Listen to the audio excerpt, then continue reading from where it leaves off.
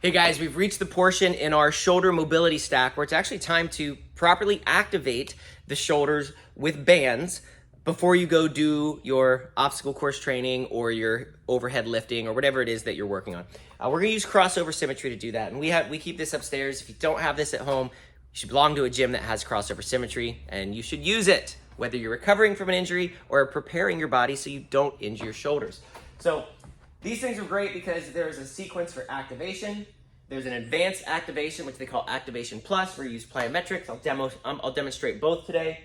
They also have a recovery protocol and some strength training programs to help you build up your shoulders and protect yourself from those overhead presses and those heavy pulls and all that swinging and hanging that we like to do. So I'm gonna go ahead and show again. The system's right here. We're basically gonna have it set up so you have band anchors at or above eye level, and then something kind of around anchors at around knee level. So I'm showing you this now because I'm about to turn the camera around. Okay, so we saw everything's anchored. We're gonna use two different colors. There's always gonna be a heavy color and a light color. So anytime you're prescribed to go heavy, for me, I'm gonna use the red bands, which are 15 pounds. And when it says to use a lightweight or a lower resistance, I'll use purple.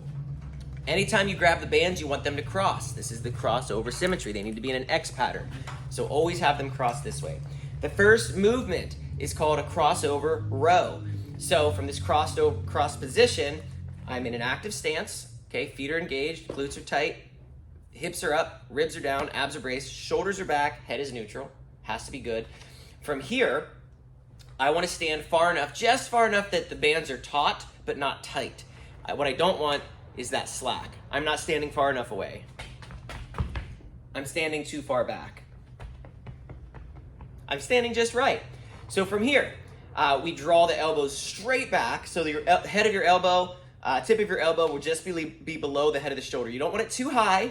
You don't want it at or above shoulder height. You want it just below. Not down here either, okay? Not too low, just below. Hold for 2 seconds, slowly come back in. That was 1. 2, 1001.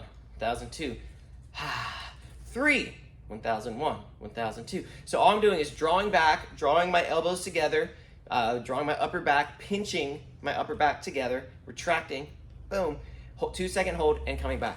We're gonna do that for 8 times. Step in, take a little break, shake out the arms, and then we're gonna do the Activation Plus version of this. You don't have to.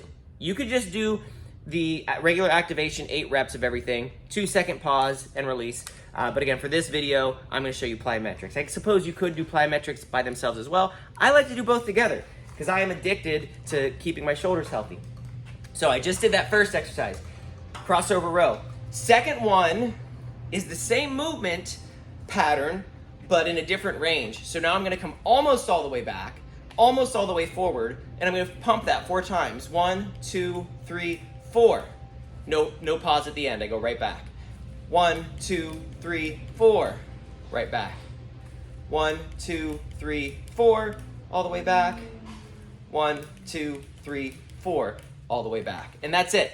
You do 4 reps, 4 pumps a pop. Next up is, it's telling me to use a lighter band, so I'm gonna grab my purple. It's a reverse fly. I always cross the bands over. I step back so that they're taut, but not tight, and not slacky, so right about here. Reverse fly, your thumbs are up. In the last one, our palms were down. Now our palms are in, and we're gonna fly. Otherwise, it's the same. Elbow and wrist will be just below the head of the shoulder, not fully up in line. Your wrist might be in line with your shoulder, but your elbow won't be. You never wanna get your elbow above your shoulder for these first two movements. Hold for 2, come back. We'll repeat 8 reps. Hold for 2, come back. 1001, 1002, come back. So you do that 8 times. Maybe you move on to the next movement, or maybe you shake it out and then go into the plyometric version. The plyo version is 1, 2, 3, 4. Bring it back in. 1, 2, 3, 4. So not quite all the way back, stopping right about here. Not all the way forward, just that mid-range. 4 pumps before you come back in. Third movement from the upper stack position is called a crossover pull down. It's asking for the heavier band, so I'm gonna grab my reds. I'm going to cross them. This one, change the camera just a little bit so you can see. Okay, this one, you are actually going to cross the bands, kick the butt back, all right? Your back will still be very flat, arms will be straight out in front of you. You're going to pull, palms down, pull the hands back until they get just past your knees. And then once they get here, roll your shoulders back. Hold 1001, 1002, slowly let it come forward. And when it does, your shoulders are gonna internally rotate again. It's just gonna be what happens.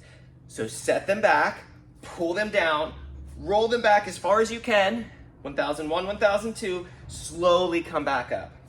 Reset, pull down, roll out, hold for 2, slowly come back in, okay? You're gonna do that 8 times.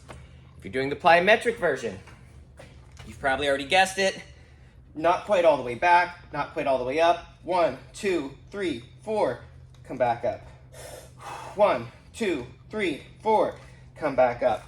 Big thing from this position is keeping those shoulders set back here instead of letting them pull forward here. Set them back, proper position. So those are your first 3 for crossover symmetry.